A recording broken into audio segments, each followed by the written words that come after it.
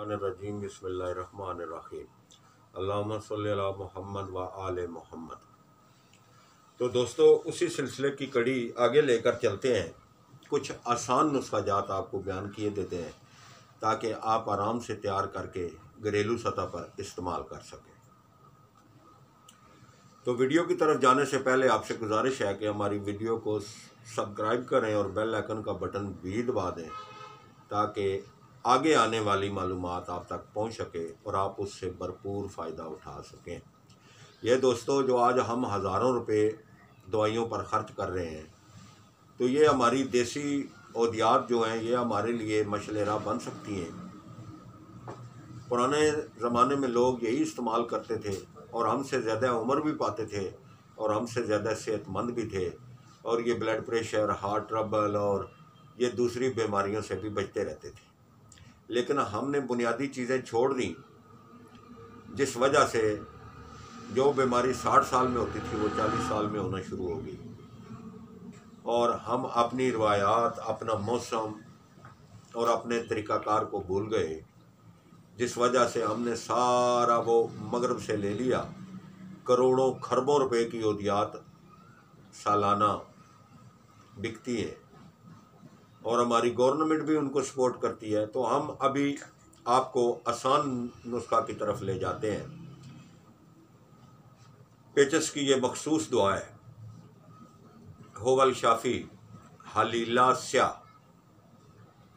यानी कि काली हरीड़, सौंफ हम वज़न, यानी कि अगर हरीड़ एक छटाक है तो सौंफ भी एक छटाक ही होने चाहिए।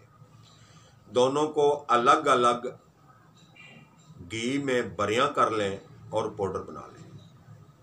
हलीला की बरियां होने की निशानी ये है कि जब इसे घी में डालते हैं तो ये फूल जाती है।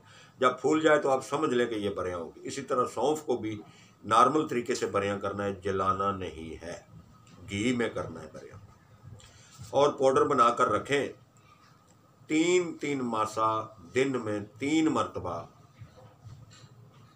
ताज़ा पानी से इस्तेमाल करें।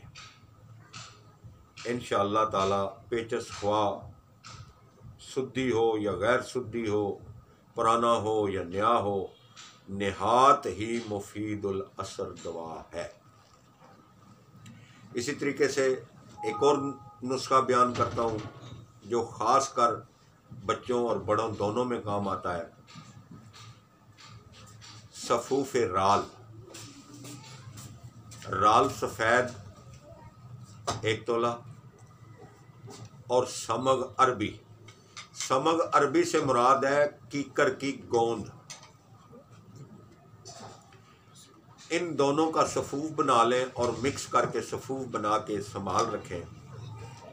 और ये 3 मासे की खुराक बड़े आदमी के लिए और 1 मासा की खुराक छोटे बच्चे के लिए ये इस्तेमाल कर सकते हैं। ये भी दस्त की बेहतरीन दवाई है, जिसमें पतले खट्टे सब्ज़ रंग के दस्त आते हैं पानी की तरह, उसमें ये दोनों दवाएं मिलाकर भी दे सकते हैं। तो दोस्तों, दस्त का एक और आसान नुस्खा बयान करते हैं जिससे इंशाअल्लाह आप भरपूर फ़ायदा उठाएंगे। ये तीनों नुस्खे इंतहाई बेज़रर हैं, इनमें किसी किस्म के नुकसान का एहतमाल नहीं है।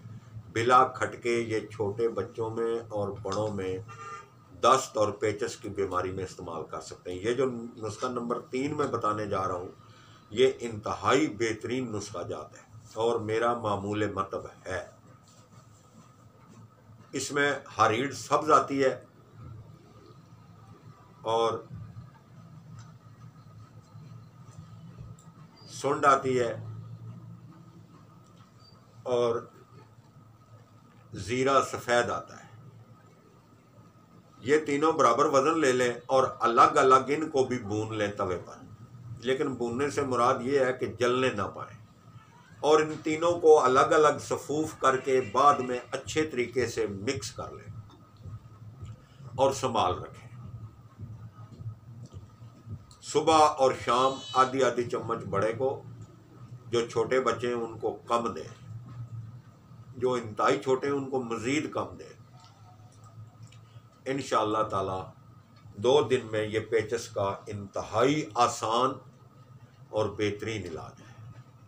और परहेज़ इसका है कि रोटी वगैरह ना खाए, और चावल की खिचड़ी, चावल और मूंग की दाल की खिचड़ी जिसमें मिर्च बिल्कुल इस्तेमाल ना हो और घी भी इस्तेमाल ना हो। घरों में औरतें बनाती हैं, उनको पता है। और केला और दही, ये दोनों मिक्स करके आप इस्तेमाल कर सकते हैं। ये इसका परहेज़ है। तो यहाँ पर दस्त के मतलब बात ख़त्म होती है। आगे खूनी पेचस की तरफ चलेंगे। ये जो आखिरी नुस्खा है, ये खूनी पेचस के लिए भी बहुत ही मुफीद है। इंशाअल्लाह ताला अगले मौजू पर आपसे बात होगी। उम्मीद है आप ये नुस्खा जात बनाकर इस्तेमाल करेंगे और नफ़ा उठाएंगे। और दुआओं में याद रखिएगा। व अलैकुमुस्सलाम व रहमतुल्लाहि व बरकातुहू।